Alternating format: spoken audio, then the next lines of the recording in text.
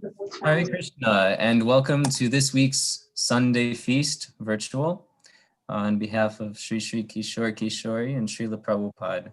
A big welcome to everyone and thank you for joining. So before we transition to the main keynote as well as Narasimha prayers, just a quick announcement that the daily japa sessions are taking place from 5 till 7 a.m. For more information on that, please check the weekly temple email. And if you're not already subscribed to that and would like to, please send a note in either the YouTube or Zoom chat, and I'm happy to get you added to that list. I'd like to turn it over to Arav Patel, who is going to be leading us in today's Narasimha prayers. So as a note for those of you that may be joining since this edition was added to our Sunday Feast program, different students at the Vamsi Vaishnav's Music School, led by Radhakund Mataji, are leading Narasimha prayers as part of our virtual Sunday Feast program. So thank you so much, Arav, for taking on this service and leading us in these prayers, and I'll turn it over to you.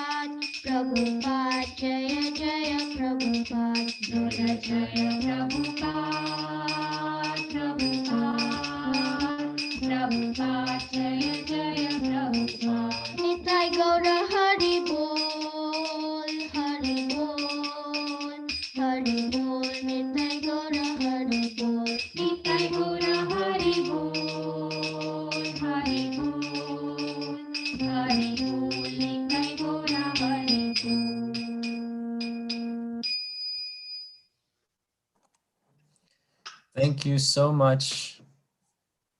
Next, we'll turn it over to tonight's speaker, His Holiness Romapada Swami, who is going to be continuing our Brilliant as the Sun series with an overview of Srimad Bhagavatam, 3rd canto, 6th chapter, which he has titled Introduction to the Universal Form.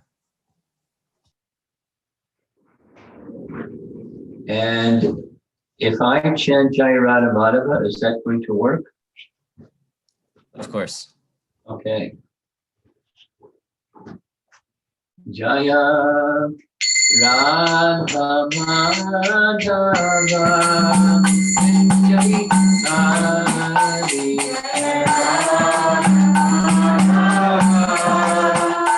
Jai Hari Jaya Radha Madhava Jai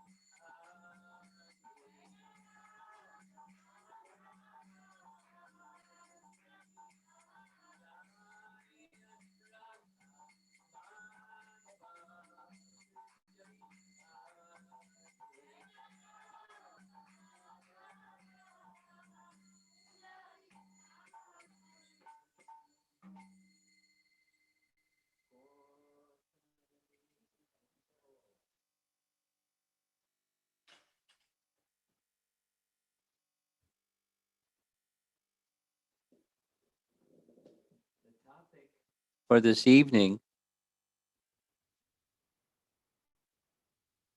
isn't easy, especially for new people. So if there's new people who are attending this class, be patient because the topic is not easy.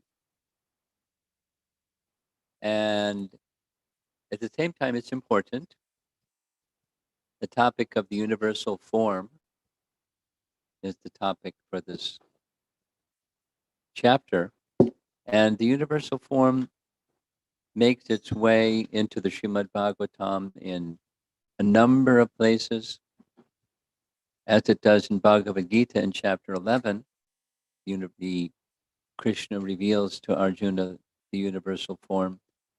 And there are a number of different descriptions of the universal form. And there are a number of different experiences of those who have seen the universal form. So be patient, and we'll try to give an introduction, something of an overview of the topic, the universal form topic. Here we go. The image on the left side is Lord Brahma seated with various demigods, and they're by the shore of the ocean of milk. And in the background, that's Lord Vishnu lying on the bed of Anantashesh, being served by Lakshmi, and he's offering prayers to the personality of Godhead.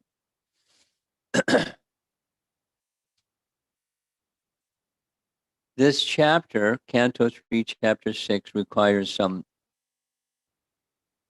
background, elementary understanding of the universal form,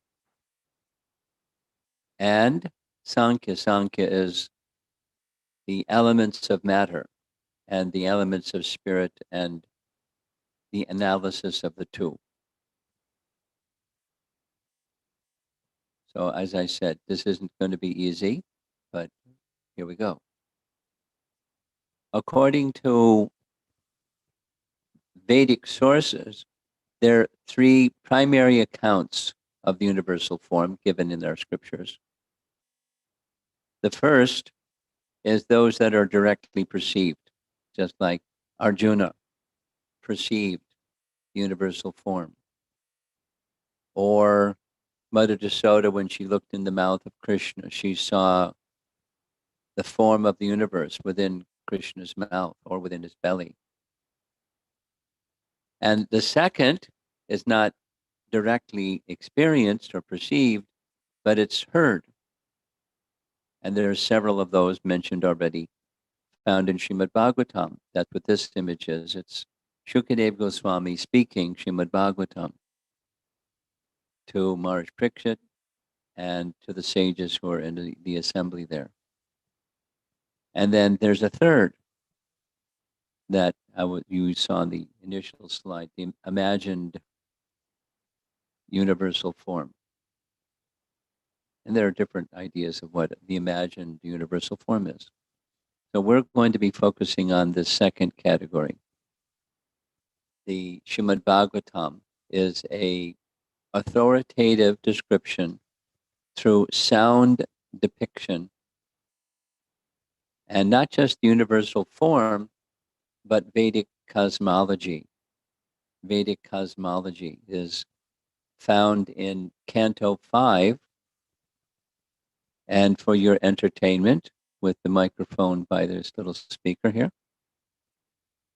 I'd like to play for you the devotee. Hold it by the speaker. There's a devotee who's in charge of the Temple of Vedic Planetarium. The Temple of Vedic Planetarium is going to be constructed in Mayapur, and he's the narrating voice. His name is Antardweep. So here we go. I hope technology works. Display, we have Shesha holding up the earth. This is Shesh, the empowered incarnation. There we have Ananta speaking Bhagavatam to the four Kumaras, and above the 7 subterranean planets. Here we can see Jambudweep, the central island of Bhumandala, and Bharatvarsha is situated on the southern side of that. It's 8 other Varshas with Ilavrita Varsha in the center, various supporting mountains with large trees upon them. described in Srimad Bhagavatam. In the very center of Alavratavarsha is Mount Meru, Golden Mountain. Atop Mount Meru are the cities of important demigods, Lord Brahma in the center, the 8 Dikpalas in the cardinal directions and sub-directions. Moving out, we can see the broader Bhumandala, 7 concentric islands and oceans surrounding them. The 7th of these islands is Pushkara Dweep. On that island is Manasotra mountain. On the mountain there's various cities of demigods such as Indra. Out further is Lokaloka mountain. These large elephants stand atop Lokaloka mountain to balance Bhumandala. Outside of Lokaloka mountain is Alokavarsha, which is dark. The rays of the sun and the other luminaries extend up to Lokaloka mountain. On Manasotra mountain here on Pushkara Dweep, the sun travels above this mountain at the southernmost point of its annual orbit. Above Bhumandala is Bhuvarloka, which is the residence of the Charanas, Siddhas, Yakshas, Gandharvas. And above there is Swargaloka, beginning from the sun and extending up to the pole star Dhruvaloka. This is the moving part of the planetary display. Here we can see the sun and the moon moving in their chariots. The chariots are being drawn by horses moving in the anti-clockwise direction, but they're traveling with the wheel of time moving in the clockwise direction faster. So it looks as if they're moving backwards. Above them, the zodiac of stars, more planets, and another realm of stars. So here we can see everything moving with the Kala Chakra, circumambulating the axis that connects Mount Meru with Dhruvaloka. Above these planets, we come to the planet of the 7 sages, the Saptarshi. You can see them here. They're commonly known as the Big Dipper, and then the Dhruvaloka, the pole star. On the ocean of milk situated there, Kshirodakshaya Vishnu, who is the Paramatma within everyone's heart, he resides on Anantashesh. Moving up beyond there, we have Mahaloka, Janaloka, Tapaloka, and Satyaloka. In this video, we haven't included many of the details for there, but on Mahaloka, Janaloka, Tapaloka, we have residences of the Lord, such as Lord Varaha, Vamana, and so on. Here's Brahmaloka, and on Brahmaloka, we also have a form of the Lord Garbhodakshaya Vishnu as the Sahasrashesha Purush. Beyond there is the 7 coverings of the universe, earth, water, fire, etc. And outside of the universes is the abode of Lord Shiva, Shiva Loka. There he resides eternally. Beyond Shiva Loka, we come to Mahavishnu, Karanodakashaya Vishnu, with innumerable universes that are emanating from the pores of his transcendental body. Here you can see him being served by Rama Devi. Then we come to the Brahmajyoti, the effulgence of the Lord's transcendental body. Penetrating through the Brahmajyoti, we come to the Vaikuntha planets. We're showing 24 planets of the Vaikuntha realm in this model. The Lord with 4 arms is holding the conch, disc, club, and lotus. And the various combinations of those 4 make 24. Then we come to Goloka Vrindavan. Here we can see Radha Madhava. And we'll also be showing the other primary rasas, Krishna with the cowherd boys, Krishna being served, Krishna with Madhya Yashoda. So this is an overview of the planetary display to be shown in the main dome of the temple.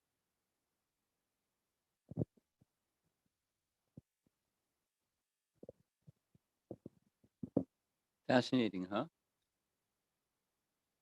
That was an attempt by the director of the Temple of Vedic Planetarium to show us the structure of the universe or Vedic cosmology as it's found in Srimad Bhagavatam.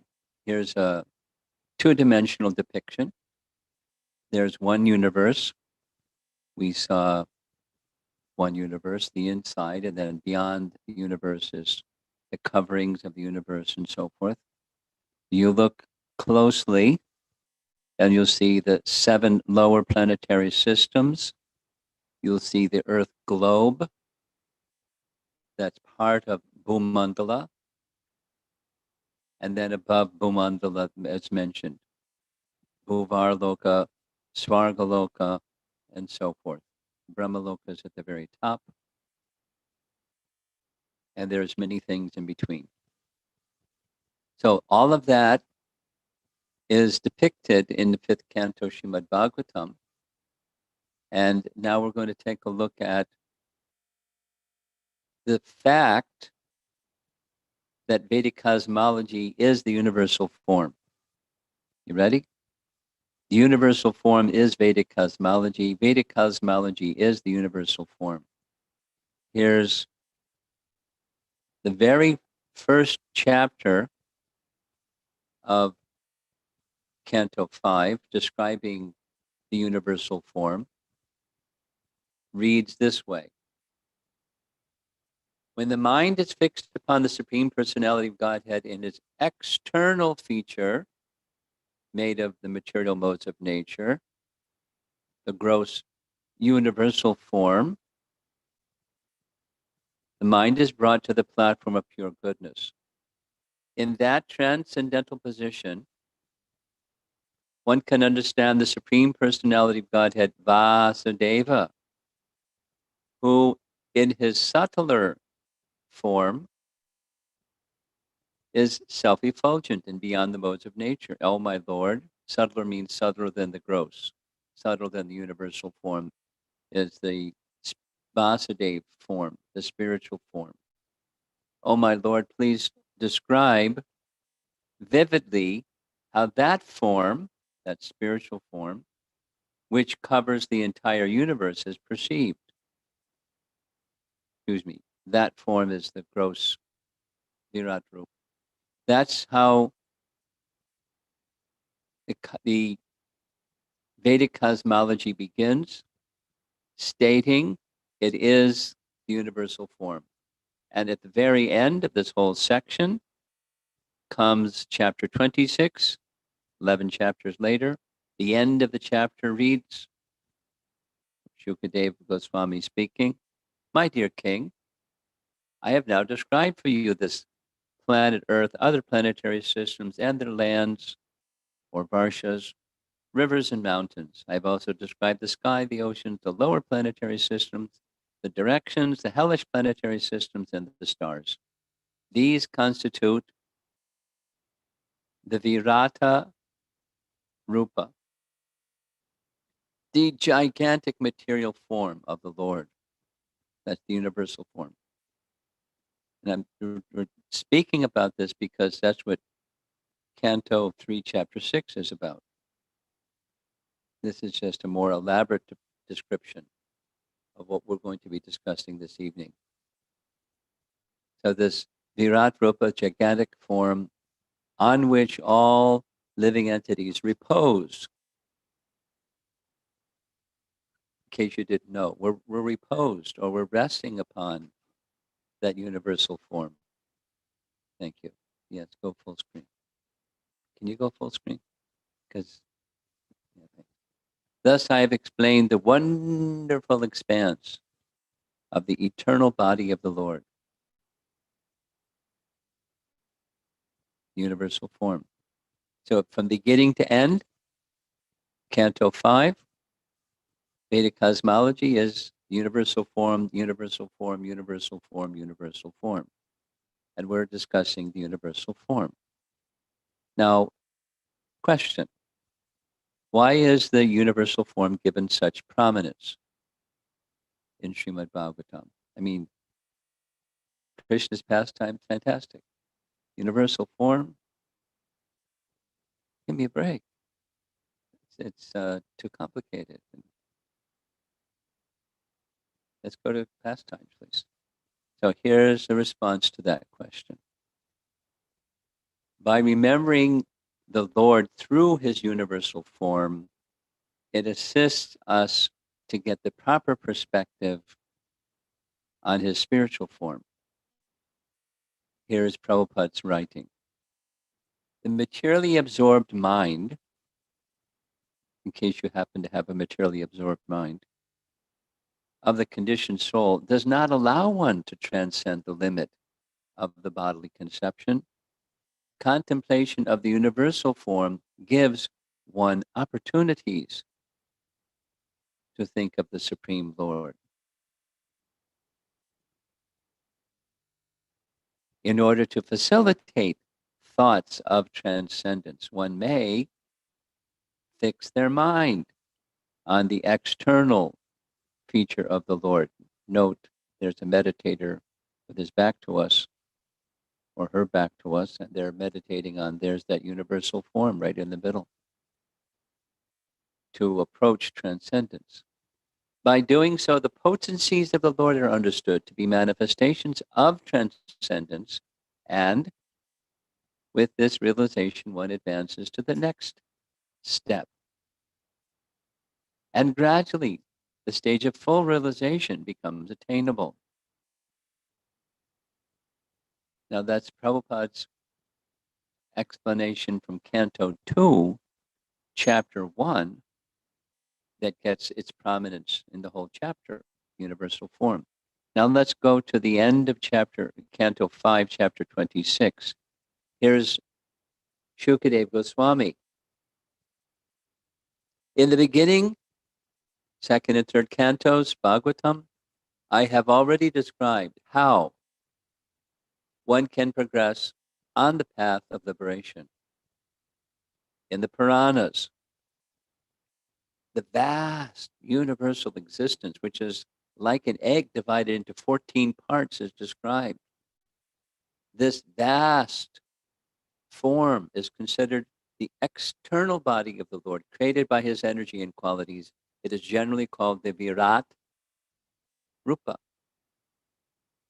If one reads the description of this external form of the Lord with great faith, or if one hears about it and explains it to others to propagate Bhagavad Dharma or Krishna consciousness, his faith and devotion in spiritual consciousness, Krishna consciousness, will gradually increase.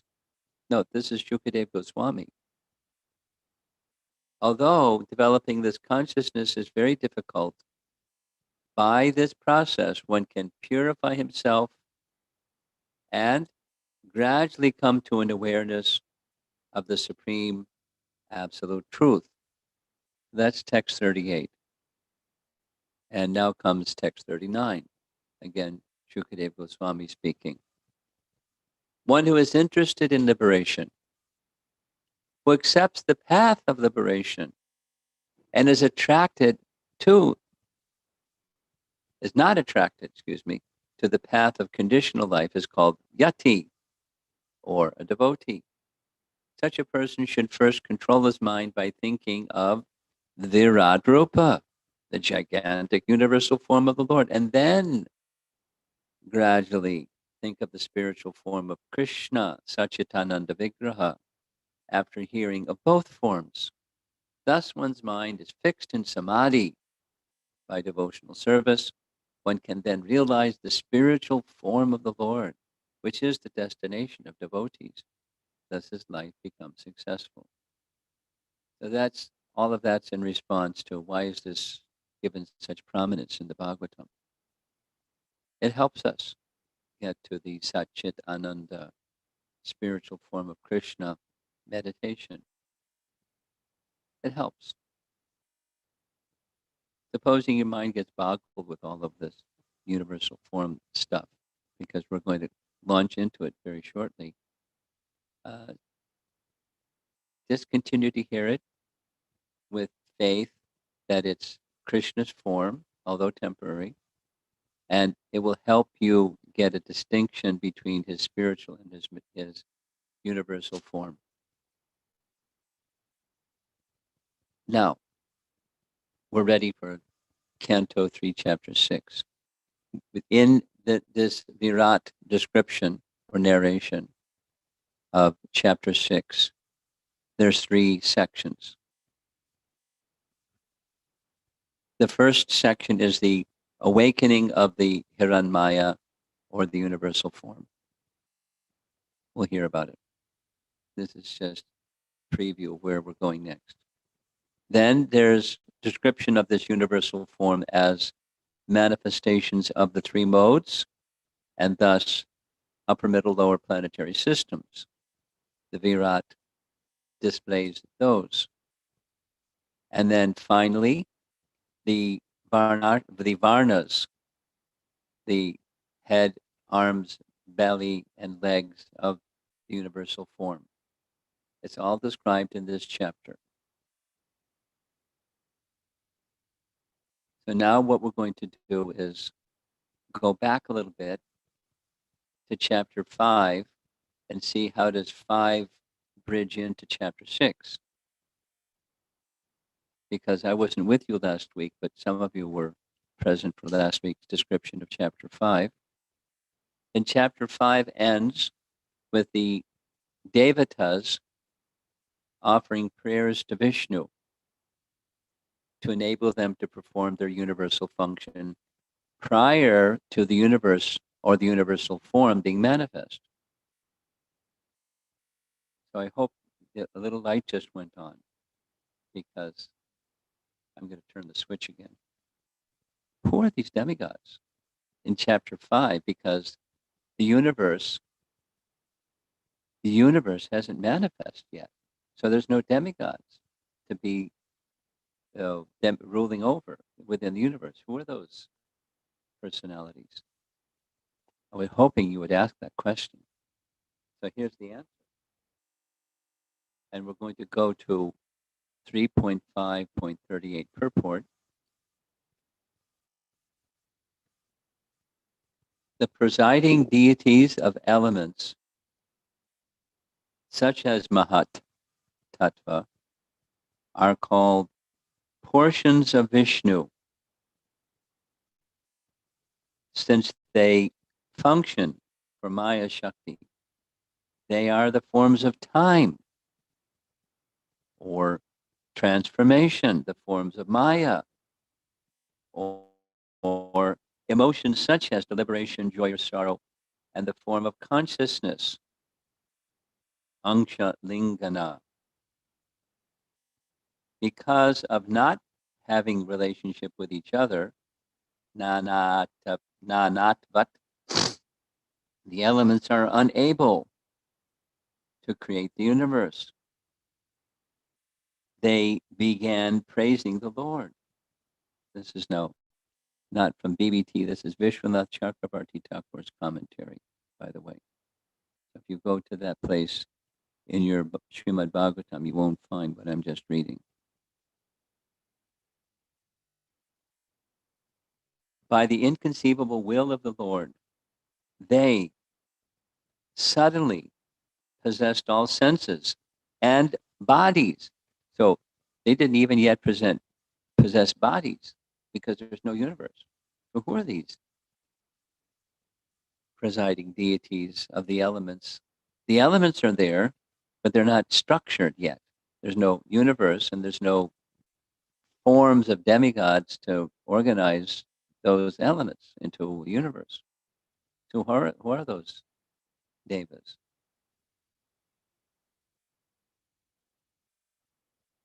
Hmm? I hope you understand the question. So now let's see if we can understand the answer to that question. We're still on chapter 5. We didn't even launch yet in chapter 6.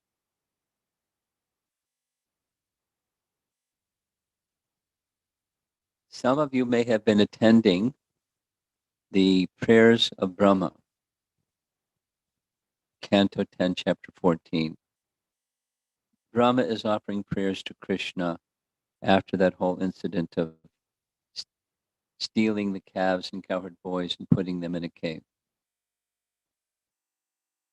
If you haven't attended that, I'm going to remind you that in those prayers of Brahma, Brahma speaks about the presiding deities of the senses. And he indicates that the residents of Vrindavan do not require presiding deities of the senses, because their bodies are all spiritual. But wait a minute. We're dependent. So who are they dependent upon? Because we're dependent entities. Even perfected souls are dependent entities. Who are they dependent upon? They're dependent upon Krishna. Well, Krishna's not overburdened with looking after so many entities. He has expansions. These demigods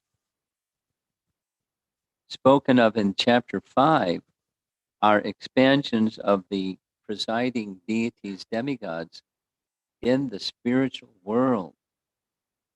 What? Say that again. In the spiritual world, Krishna has expansions. And those expansions of him in the spiritual world oversee the senses of the living entities in the spiritual world. Because we're dependent. We're not independent. You become liberated doesn't mean, okay, I have no one to answer to. I'm independent. I'm God. No such thing. We're dependent in the spiritual realm as well.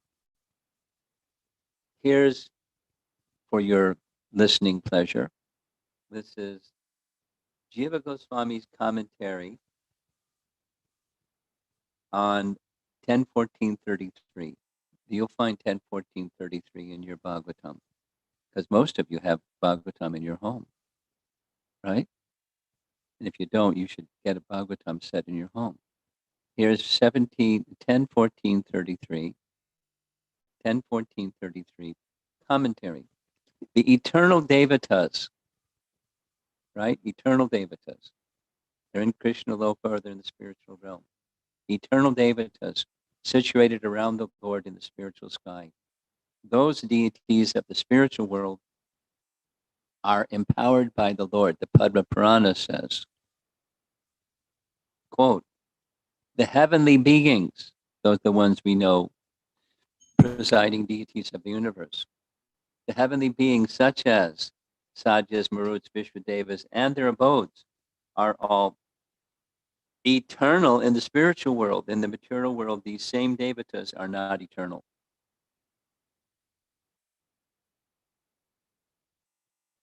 And Sanatan Goswami comments in the same verse, 10.14.33, although the people of Braja, with bodies of eternity, knowledge, and bliss, have devatas of the senses, they are not the material moon deity, etc. Over there on the left-hand side of the image, you see the moon deity, that's Chandra. They don't preside over the residents of Vrindavan because they have spiritual forms. These deities, the deities that preside over the Braja devotees, the perfected souls, senses, these deities also have spiritual bodies and live in Vaikuntha. Brahma makes the statement by thinking of the senses of the sense deities as non-different from the Vaikuntha forms. Why? Because the world, the demigods of heaven, they're shadow forms of the spiritual forms. Say that again? Sure. Everything in this created realm is a reflection of the spiritual realm. There's spiritual forms in the spiritual realm. There's material forms in the material realm, and the material forms are reflections of the spiritual forms, including the sense deities, including the spiritual forms of the sense-controlling personalities for the perfected souls.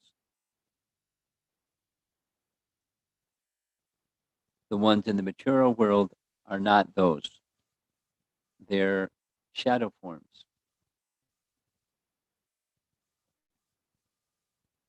And then comes the Padma Purana verse. Here's the whole Sanskrit, if you want. Nitya sarve pare damni ye chanye tri divakasau, etc. The heavenly beings,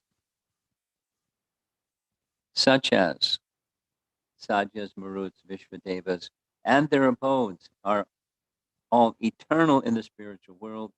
In the material world, these same devatas are not eternal. So who are these people in chapter 5? They're presiding deities of the elements. But mind you, the elements are still in a subtle form. They're not fully manifest in the universe itself, and they're not connecting with one another. So they can't do their thing. They can't do their service. So at the end of chapter 5 of Canto 3, they offer prayers. And then chapter 6 begins. Chapter 6 begins with Vishnu hearing their prayers. He entered into the 23 elements, along with his external energy, Kali. So some of you may be from Bengal, and you know who Kali is.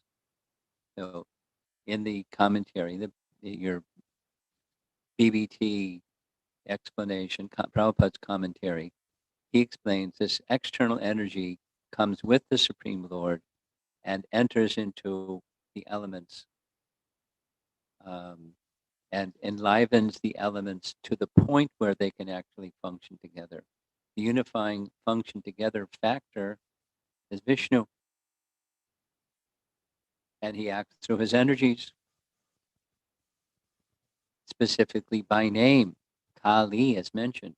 It's mentioned in the purport. It's not mentioned in the verse, but that's Prabhupada's purport. So now we have Garbhodakshay Vishnu pictured here at the bottom. Now there isn't a universe yet, but when Vishnu enters into the elements, then the Virat arises, like from slumber to becoming awake. The universal form is aroused by contact with Vishnu within the elements. And so as we go along with the rest of chapter 6, the universal form arose, and then different things started to happen as the universal form arose. And it mentions there's 3 divisions.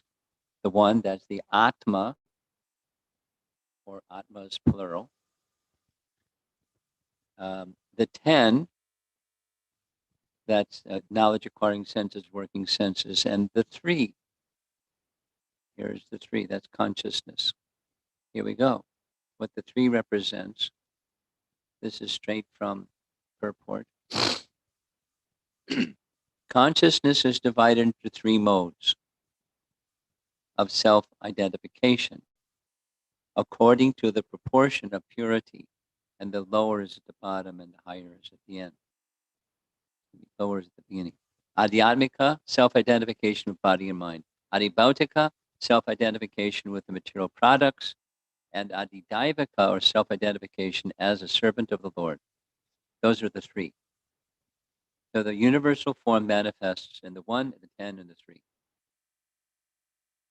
You can read the chapter so you get it a little more carefully, a little more detailed, but this is the summary of the universal form is being aroused by Vishnu entering within the elements, because the yet to be manifest controllers of the elements have prayed to Vishnu, help, we can't do our service, help.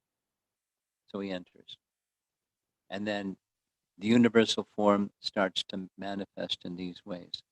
Of these 3, Adidaivaka, self-identification, is the beginning of purity of consciousness in pursuance of the desires of the Lord. So there's a chronological sequence of the unfolding of the universal form, because in the spiritual world there's no influence of time, but in the material world there is. Next comes the presiding deities. of the senses manifest.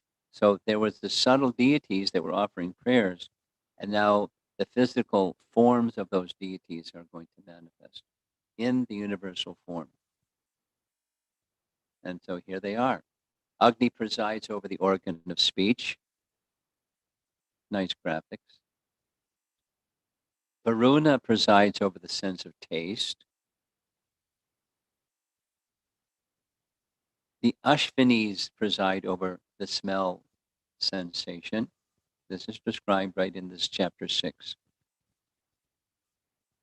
Surya presides over the sense of sight. Now these are evolving one after the next.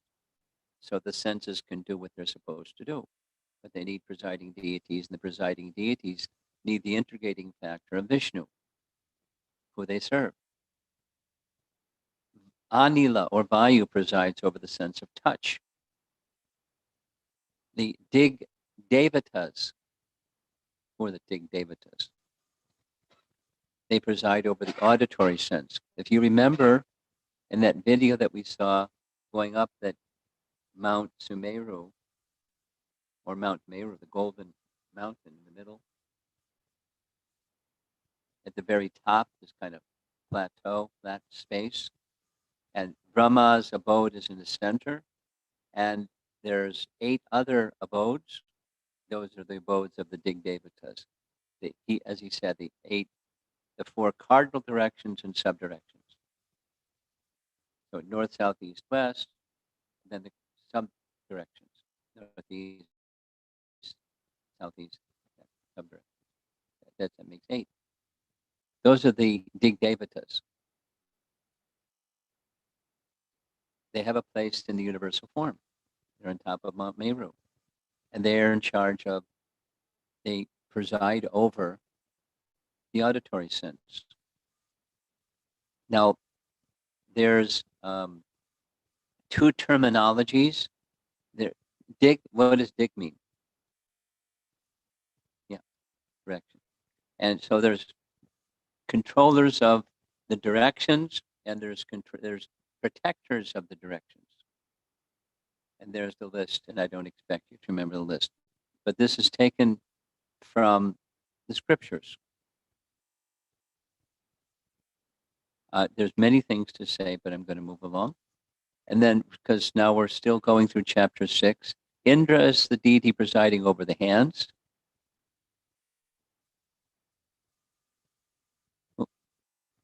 The presiding deity of movement or legs is Lord Vishnu. Elsewhere it says it's Vamana. He has very expandable legs. Vamana. Right, so he is in the Vishnu Tattva category. So he's very special amongst the controllers of the senses. Lord Brahma is the presiding deity of intelligence. That's good news. And the moon is the presiding deity of the mind. We're almost done. We can't go anywhere without false ego. So Lord Shiva is the presiding deity of false ego. So this is what's described in chapter 6. There's some additional personalities in charge of other senses. Here's a little description. Prajapati is presiding deity of the organ of reproduction. Mitra presides over both organs of evacuation. And in chapter 6, it mentions some other things. The touch and itching sensation. It doesn't give any controlling deity in Prabhupada's purport. Vishwanath Chakravarti Thakur says, or writes, the air that flows through the body, prana that's within the body, is the deity of touch, prana.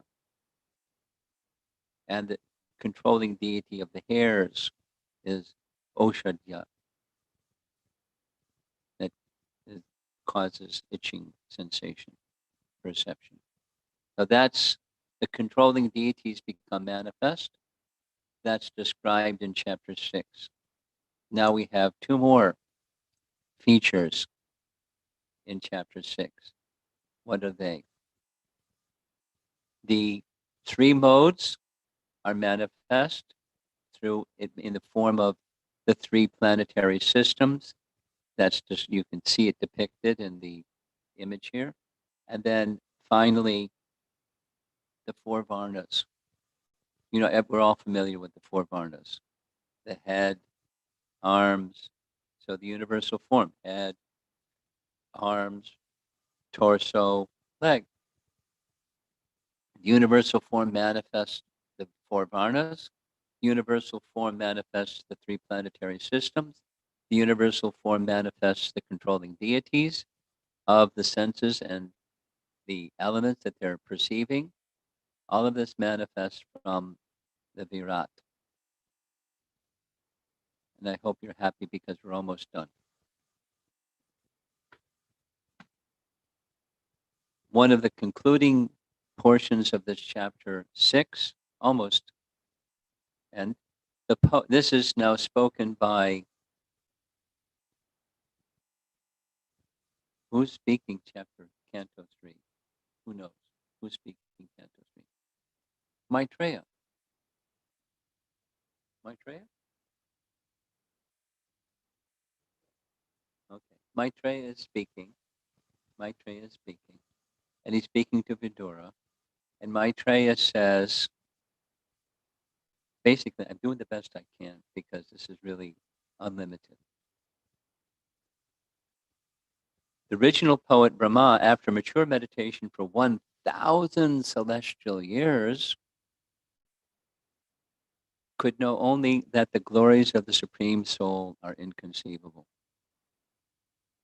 Then he began saying, I've just done the best I can because it's unlimited. And even for Brahma, it's inconceivable. So I'm giving you what I've heard from authorities.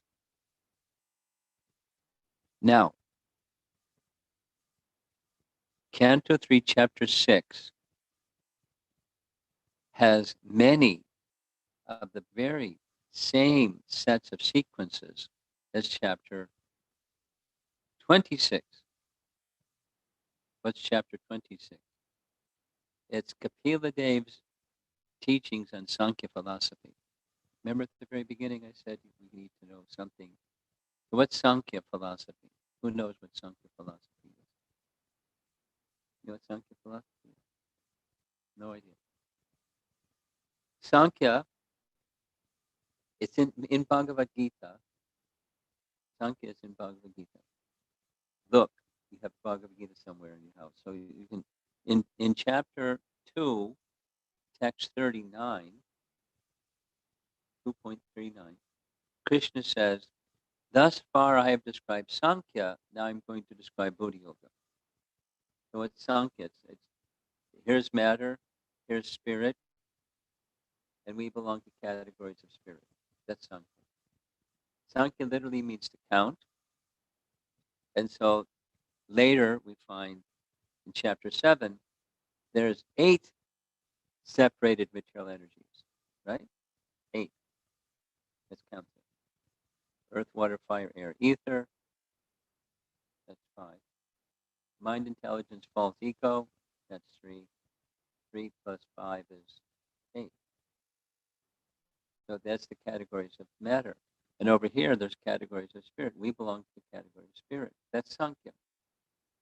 So in the Sankhya section of Canto 3, Chapter 26, some very, very similar depiction is given.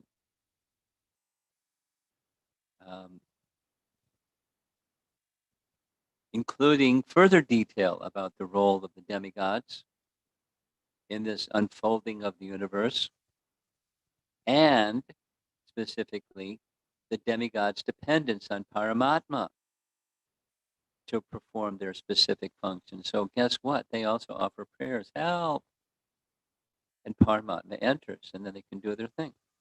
We can't do anything without Paramatma, or with Paramatma. We are capable of whatever Paramatma permits us to do. We're dependent. That's good news, and it's reality. And here's a small detail. I mean, it's an important detail, but In the description of the deities controlling various senses, many of them are the same, but some of them are different. We're having in our discussion this morning, in the morning Bhagavatam class. One acharya says this, another acharya says that, we get puzzled.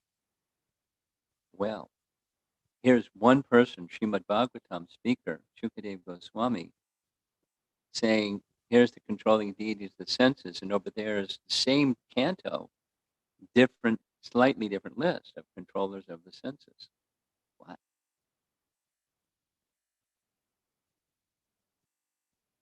I told you it'd be a little challenging. But if you read Srimad Bhagavatam, please read Srimad Bhagavatam carefully, and you'll find things like this as you go along, which is just fine. So in Canto 3, Chapter 26, there was a place where the universal form was asleep, and they tried waking him up, and this demigod tried this, and that demigod tried that, and no good, nothing happened. They prayed to Vishnu, and then good news, Super Soul manifest.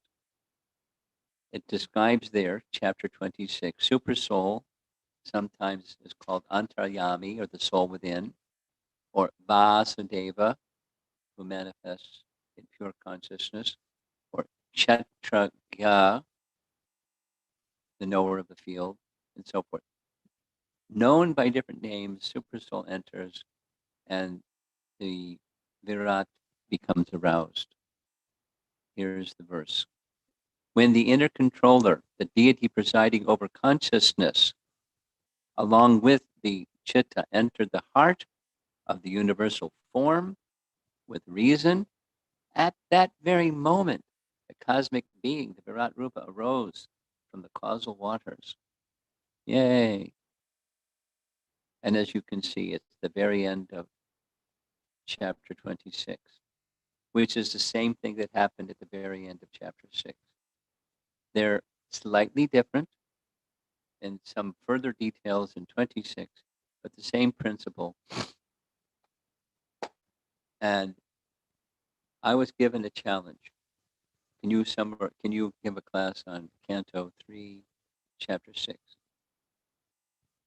So I accepted the challenge, and this is the result.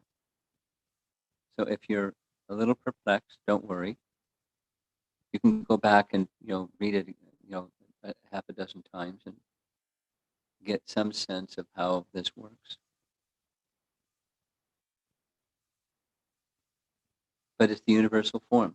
And once again, the universal form, this is a BBT illustration, one of them. And the universal form is where we are. We're situated on the form of the universe. We're situated in a certain part of that form of the universe in the mid-region, in Bhuloka, or Bhumandala, or the earthly realm. But the earthly realm is in this region, and then there's higher and then there's lower regions of the universal form. And just to repeat from this chapter 6, there's also the 4 varnas: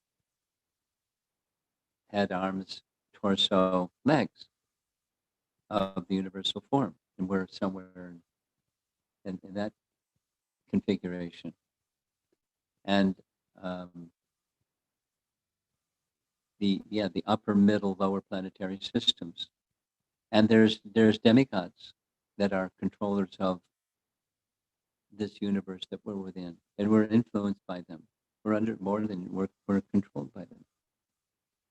Now the good news is we're eternally controlled, but we can be controlled by Krishna instead of the material demigods. And we heard just this morning, or yesterday morning, whatever it was, those who take full shelter. This is Uddhava Gita. Uddhava Gita?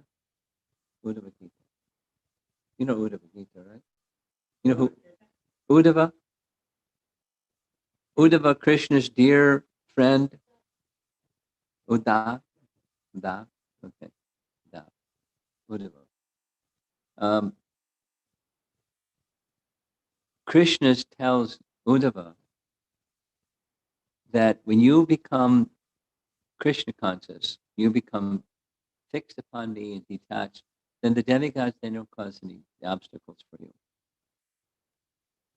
We certainly know what obstacles feel like, and they keep changing from one thing to another thing, but there's always something. And for those who become fixed in Krishna consciousness, those obstacles are taken away. Now, it doesn't mean, anyway, we discussed this topic this morning. So we want to get under the control of Krishna and this understanding, to some degree at least, the understanding of the universe in which we find ourselves and its relationship with Krishna is important. So that's our topic. Canto 3, Chapter 6.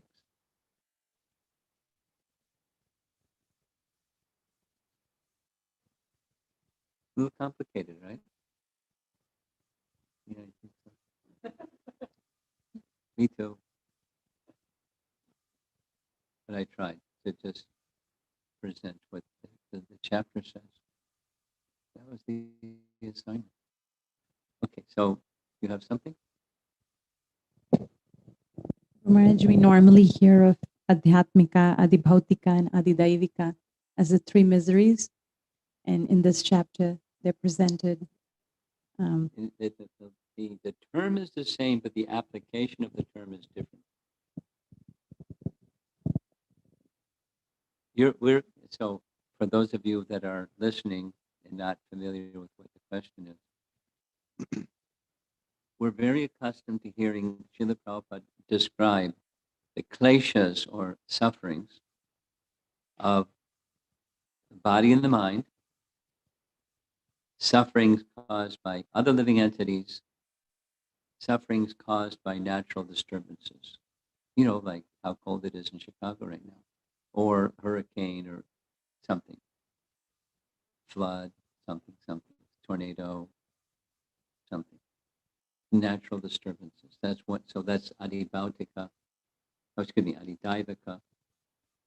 Miseries. So aside from the application of those terms, you'll find them also in Bhagavad Gita, and they're used slightly differently than how they're found in this chapter.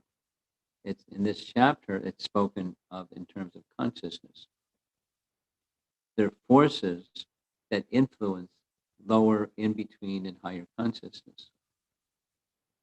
And Adidaivaka is closest to Krishna consciousness. It's a mode of goodness manifestation.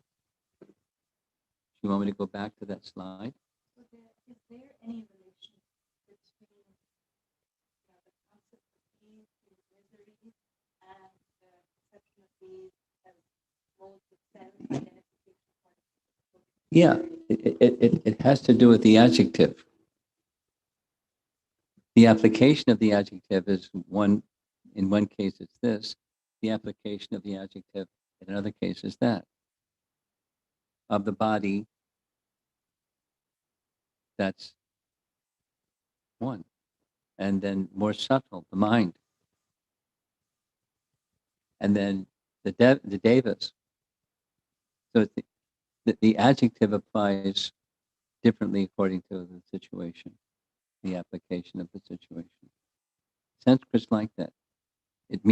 Yes, there's a relationship, but the relationship is connected to the application.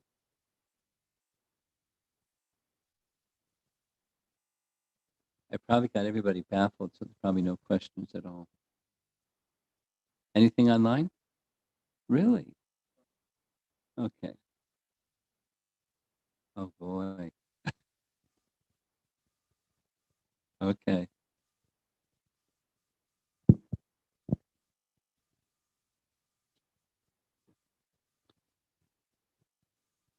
So this is from Paramakaruna Prabhu. Innumerable universes come out from the pores of Mahavishnu, Yeah. who's sleeping in the Karbadak ocean. No. The Whereas causal ocean. Antardvip Prabhu's model shows Mahavishnu beyond Shivaloka Yes. is emanating universes. Yeah. how to reconcile these two statements. No problem. There's no contradiction to reconcile. He's in the causal ocean. Shiva Loka, where he said, where he eternally resides, is not in the causal ocean, but it's beyond the coverings of the universe. What's that? There's nothing to reconcile. It's just a different tattva, and therefore there's a different abode. And if, because you like to read a lot, Karma Karuna, I suggest you read Brihat Bhagavatamrita, and you'll find when Gopakumar passes through the 7 coverings of the universe, one after the next, that's quite a journey. He encounters the form of Brahman drawing him, and that he, chants his mantra and it goes away. It happens several times. And then he gets to Shivaloka. So it's on the other side of the coverings of the universe, but it's before he gets to the abode of Mahavishnu. Or another place you can read is towards the very end of Canto 10, where Krishna and Arjuna are getting in a chariot to go find the sons of the Brahmana that disappeared from Dwarka, but Krishna knows where they are. And you read that section, and it's also fascinating. It's not something we hear a lot about, Karma Karuna, so you're not going to find abundant references. So just rely on the little references that we have and understand that Shivaloka is different than Kailash, because Kailash is within the universe in the heavenly realm. And there's multiple abodes of Lord Shiva because he just has different abodes. And so one of them, the eternal abode of Shiva, is Shivaloka, and it's on this side of the causal ocean. It's not within the causal ocean where Mahavishnu is. So your discerning capacity will probably not be satisfied hearing what I just said, but just read it again and again and try your best to be peaceful hearing what the scripture says. Sure. I understand, Maharaj. Thank you for explanation. My follow-up question is that initially when Lord Narayana is emanating the universes from his pore, he's doing from his Mahavishnu Loka above the Shiva planet, or he's doing from Garbhodak ocean? Narayan doesn't emanate universes. Mahavishnu emanates universes. Yeah, but Antardeep Prabhu's picture was depositing that the universes are coming out from the pores of Narayana over there. No. Maybe I'm wrong. Yeah, you're wrong.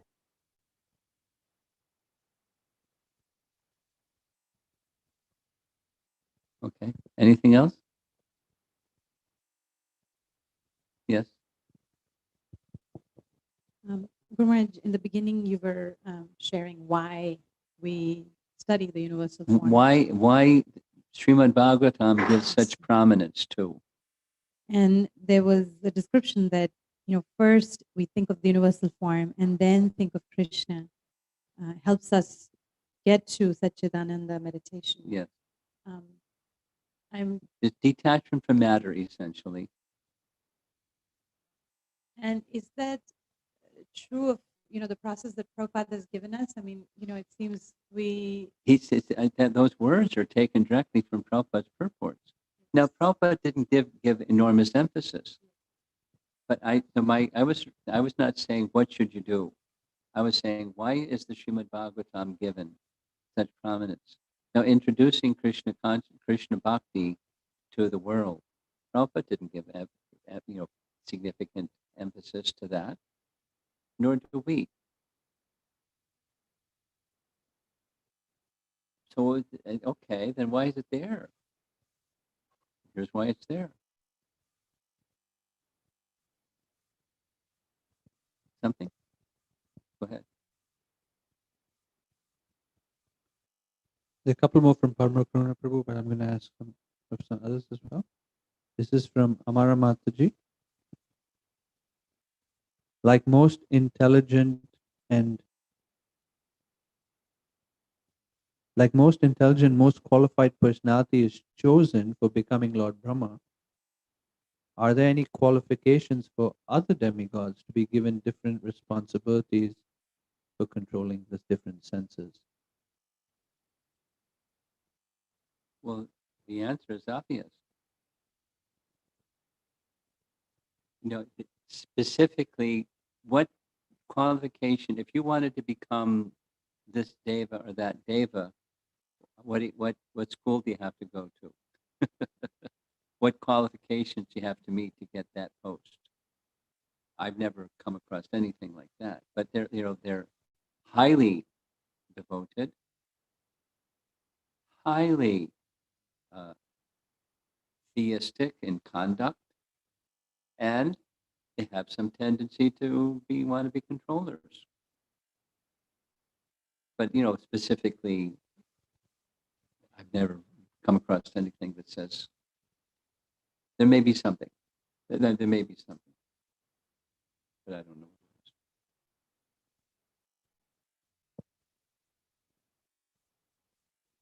This is from Radhika Kasturi. She asks, when does Jiva Shakti come into play? The Jiva Shakti is the one. In the manifesting of the universal form, there was the 1 and the 10 and the 3. So you can go to the purport and read about there's 2 or 3 verses that speak of the 1, and you'll find that's where Atma comes, the Jiva Shakti. This question is from Barbara Stifel. How can I move my level of consciousness from Adi Bhautika to Adi Bhautika? Perhaps she meant Adi Bhautika to Adi Devika, which is the more purified. Okay. Well, Sri Radhika asked a related question. Our process, the bhakti process, is simple. This information is there because the Vedas contain all knowledge, and part of knowledge is to understand how the universe functions. Although we don't have to know how it functions because we just do our service. But there is this knowledge of how the universe functions. So a simple answer to how to move from the Adi Bhautika to Adi Daivika consciousness is the sadhana bhakti. Rise early in the morning, take your bath, chant your mantra, worship your deity, cook for Krishna, offer to Krishna, take Krishna prasadam, hear the scriptures. So you do sadhana bhakti. And that process of sadhana bhakti has power to relieve you of the adibhautika consciousness, the bodily conception.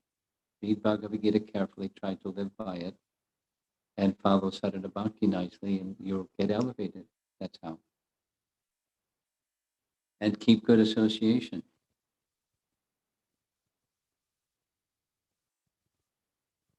Something else.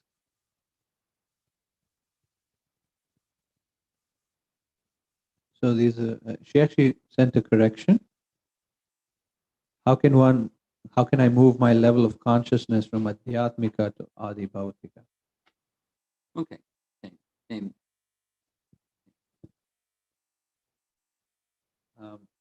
You want to do questions 2 and 3 from Parma Karuna? Well, if there's nothing else, And then we have another question from Amar Mataji as well. let's go to Parma Karuna, one of his 2. Okay. Pick the best one. But I'll try.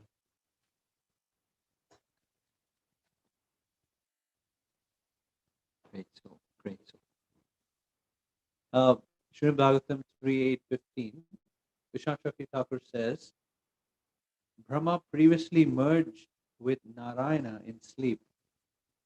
When the Lord woke up, the lotus came out. The gross form is the universal form of the Lord called Vairaja, the gross form.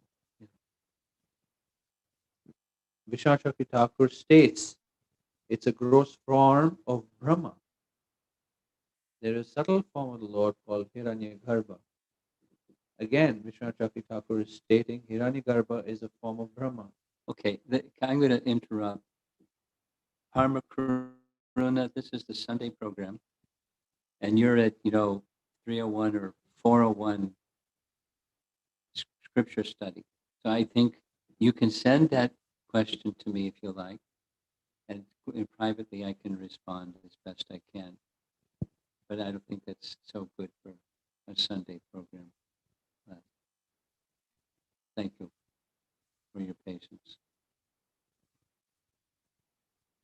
Mahamataji's second question.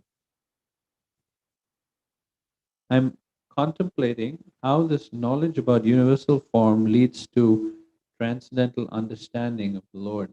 Can you kindly explain? Yeah, really simple. In really simple terms. Detachment, attachment. Understand the material conception looks like this, and the spiritual conception looks like that. And we belong to the spiritual realm. It's Sankhya, manifest in the universal form, in Krishna's spiritual form. Detachment, attachment. That's the benefit of that process. We don't adhere to that process so much. We're encouraged to understand it because it's there several times in the Bhagavatam. But that's the principle behind that explanation. I mean, they say the same thing a little bit differently. At the end of Canto 1, there's a description, there's a question by Maharaj Parikshit to Shukadeva Goswami. Basically, how can I elevate my consciousness because I'm about to die? And the first entry point is the universal form, and then Paramatma, and then pure devotional service. So there's a sequence, and that's an important, that's the first speaking that Shukadeva Goswami does in the whole of the Bhagavatam, and it appears again and appears again. So it's not unimportant. But it's not our primary process. The essence is detachment and attachment, spiritual attachment. That's the principle. Srila Prabhupada ki. Yashodanandana, take it away. Krishna. Thank you so much for giving that presentation. It certainly was a complex chapter, but I appreciate how you tried to make it digestible. So thank you so much for that. And then next week, we will be having a presentation by His Grace Sankarshan Prabhu, who will be taking us through the 7th chapter of the 3rd canto. Hare Krishna. You got an extra head there. Yes, Srila Maharaj. Prabhupada ki jai.